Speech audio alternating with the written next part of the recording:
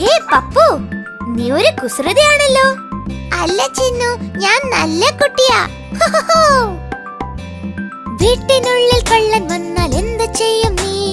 Bow bow എന്ന് കുരച്ച് വിരട്ടി ഓടിക്കും. പപ്പക്കുട്ടൻ, ഞാൻ നിനക്ക് ചോറ് തരുമല്ലോ. ഞാനും ചോറുണ്ടിട്ട് കാവൽ കാത്തിടുമല്ലോ. നീ എപ്പോഴും എന്റെ കൂടെ തന്നെ ഉണ്ടാവണം കേട്ടോ. നമ്മൾ രണ്ടുപേരും ഇനി മുതൽ ബെസ്റ്റ് ഫ്രണ്ട്സാ.